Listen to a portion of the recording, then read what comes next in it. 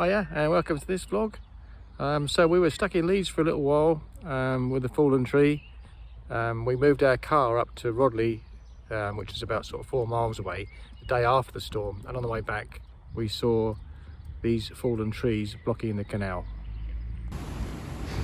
So we just taken the car up to Rodley and walked back, and I was saying it was really windy last night. We lost 2 shops, 1 bucket, 1 hose pipe, and the other bits and bobs. But yeah, there's 1 tree falling down just there, and just by the bridge 2218.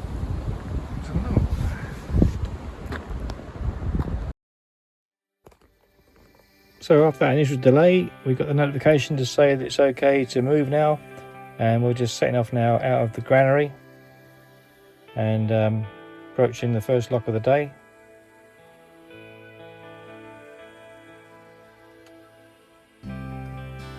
This is office lock, and one of 4 today.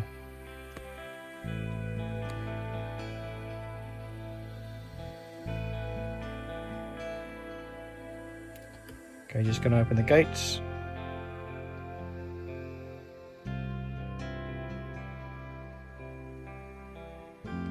There we go. Well, this is it. This is goodbye Leeds. Yeah. And the Leaning Tower of Leeds. So we've been in and around Leeds 6 weeks. Yeah, really, for Freights Mill. 2 weeks there. 2 weeks at the Armories and 2 weeks in Narrowboat. Yeah, to good ones. So I was a bit dubious about Leeds. We've had some good times. We've had some incidents, some issues. It's been really good because we've had lots of visitors. Dan and Andrew came. My brother Phil came. Jenny came for 1 night all the way from Kent. Bless her. Yeah. And then my stepsister Christine, who actually lives in Leeds, actually came and visited us one afternoon, which was really nice. So we've had quite a social, well, definitely last 4 weeks. Yeah, yeah. So it's been quite some good. nice pubs. There's White Locks, there's a lovely pub in the middle of the town, really old traditional pub. And you like Banker's Cat as well, don't we? That's quite a nice Yeah, one. that's nice. Yeah. Not that we've been to many pubs. Then done some museums, did the Freights Mill Museum, which we'll quickly jump on later. And done the art gallery, which wasn't much of the art gallery, was it? Well, we're not very arty people, are we? But the City Museum was quite good. That was very good. And up in front of us here, when we get up another sort of 2 or 3 miles, is the Leeds Industrial Museum. So we might pop in there and have a look as well on the way through. Not too bothered, are you, really? No, not particularly. But so today we're just going, we're going 3 lots, well, 1 single, 1 double, 1 single, so that's 3 lots in total. We've just done one now. Plus, yeah, apart from the one we just done. And so then, because tomorrow we're booked in to go up the controlled bit flight, which is like Kirkstall Lock, Forge Lock and Newley. We're just going underneath the railway now, so if something... Yeah. Surprisingly, the railway was right beside us in Granary Wharf, but it wasn't that noisy really, was it? No, it's noisier at my dad's. Yeah. So yeah, we're just saying goodbye to Leeds. Yeah. The incidents we've had, unfortunately we had our car broken into, which was more an inconvenience than anything else. They broke the window and took £4 parking money out of the middle. But it was sort of ridiculous because it was when we sort of needed it, because my brother needed to get to an appointment. But nothing, it was just annoying.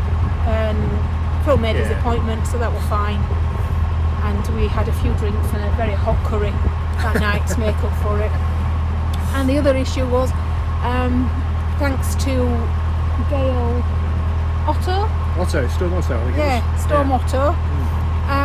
We lost everything that wasn't nailed down on the top of our boat, including some toilet cassettes out of the box that's up there. Yeah, ladder. Bucket. So Yeah. Doormat. Shops. The shops. Yeah.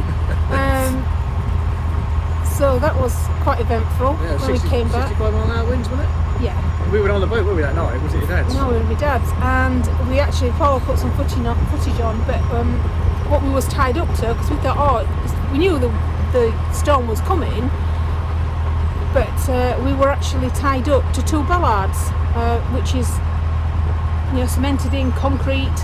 Everything else, we thought we'd be fine.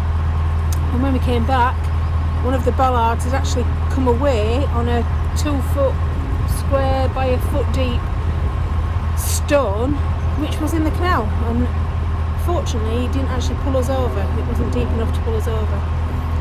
So we've lost a few things, but nothing major, and we got the cassettes back. Yeah, we fished most of it out, didn't we? Yeah, and fished the shops out. Paul's now got a new fishing hobby, Yeah, I don't want to do it too often though, really. No, we don't want to be doing that one again. off. Definitely don't want to be doing that again. But yeah, we've got everything back. I think we've just got missing now a mat and something that we keep the plants on, watering, a tray that the plants stand in. Thanks to one of our neighbouring boats, a boat called Picnic, the guy on there, Pete, he recovered our cassette for us and some various bits and bobs, and I think he might have even tied us on because we were a bit loose when we came back. So yeah, thanks Pete for doing that for us. Thanks Picnic Pete. Yeah. So yeah, here we are. Goodbye Leeds. Yep. And there it is in the distance. It's the Dalek. It's not the Dalek here.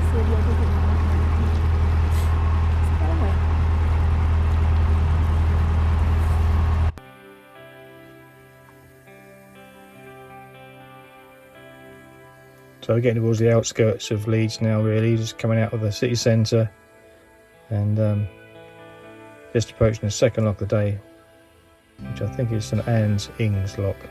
The cage is going to go and set that for us. It's all speeded up, obviously, this.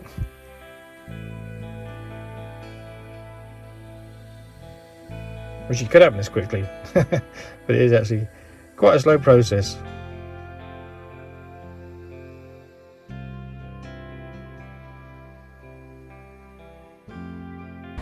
This is St Anne Ings lock, and yeah, we're still right in the middle of these big tower blocks still all around us. It's gradually escaping the urban landscape.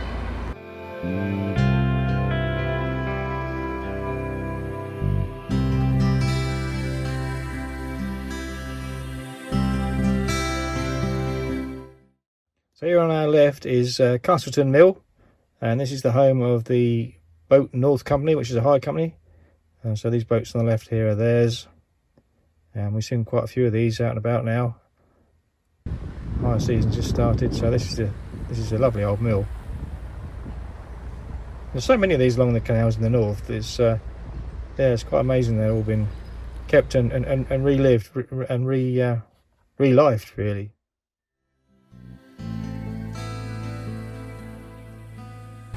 So we're just at Audley Locks now, and there's a boat coming down this way, so we're just moored up here waiting for it to come down through in case helping out.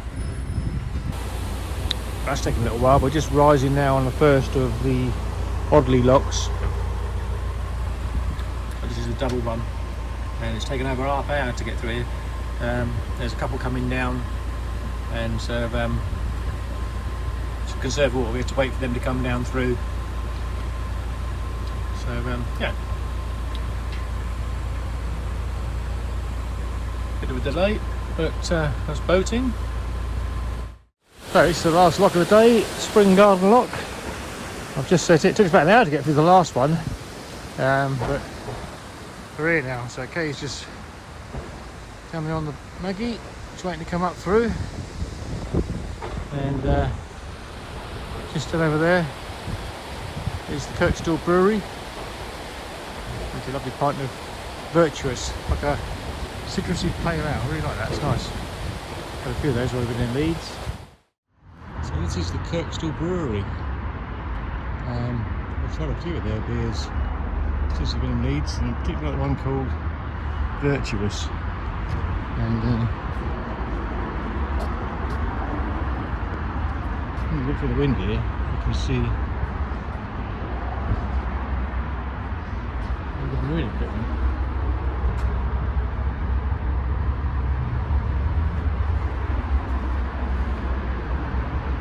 So yeah, it's the Kirkstall Brewery.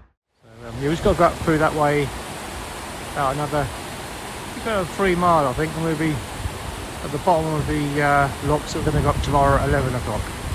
So yeah, it's not long now, it's about 2 o'clock, so we'll be done pretty soon.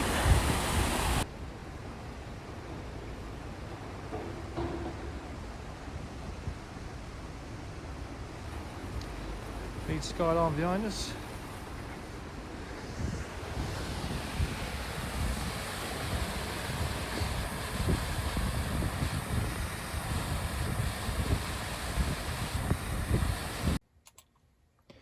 So this is on a visit to the Leeds Industrial Museum, which is just on the side of the canal, and they've got this amazing semi-automatic spinning mill thing. Enormous, great structure. I was there on a day when they were actually doing demonstrations. So in a few minutes you'll see this, or part of this machine, actually up and running. So it started with an electric motor these days, rather than a steam engine or a big old stationary. But from there it's exactly the same, using line shafts. This whole thing fires into motion. And the noise is incredible.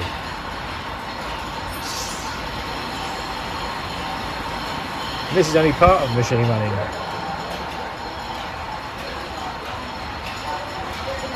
So this guy, the operator there, he demonstrated it to us, and there will be someone doing what he's doing now, which is like making sure the threads are all kept connected and reconnecting those that break, checking the tensions.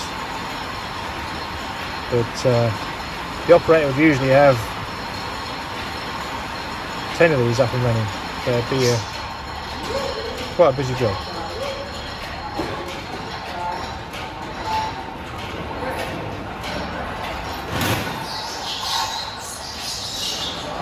So this whole operation is like on a mechanical timer. So it comes back out, pull in some more yarn from the carded drum. That's 10 seconds of twisting to strengthen the yarn. And wind down to the bobbins. I've got the bobbins you can see there.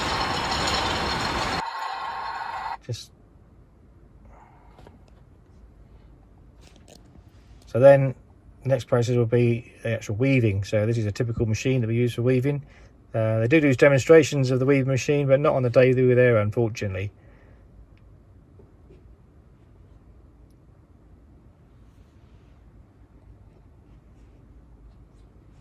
Some of these machines were still in operation up until the factories closed in the 80s. So they're very well put together. And yeah, with regular servicing, they remain functional right up to the end of the industry in Leeds and Bradford.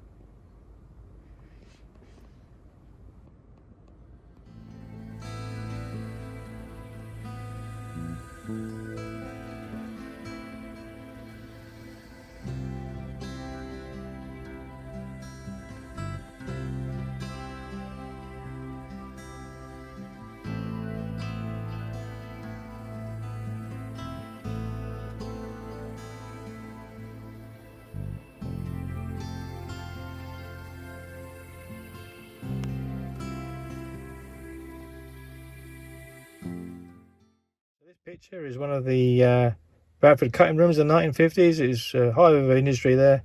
People cutting out patterns for various items of clothing, and these are the cutters which were used typically. So and then it'd be on to the sewing room.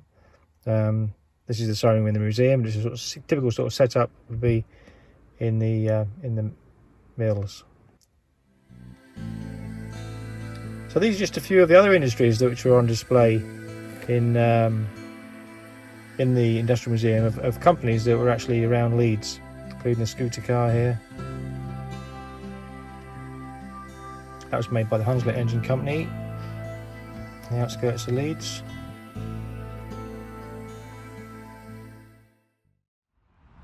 So this is Kirkstall Abbey, which you can see from the canal. So the canal is in that direction down there, on the river.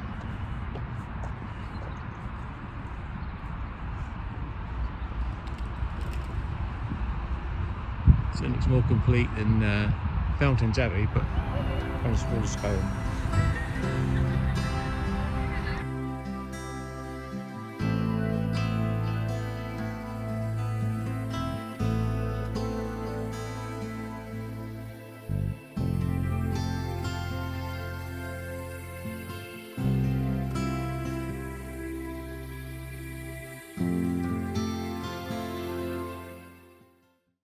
So this is our mooring for the night before we go up to the flight, just below Kirkstall Lock, and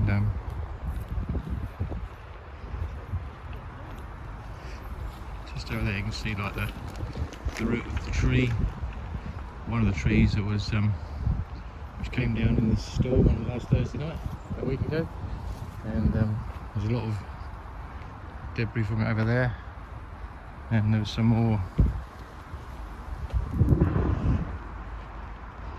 Just see it, but there's a lot more there yesterday because I've had a bit of a cut up and chop up, so we've got quite a bit now on the roof. Some up there, some down the middle there where Kay is, and then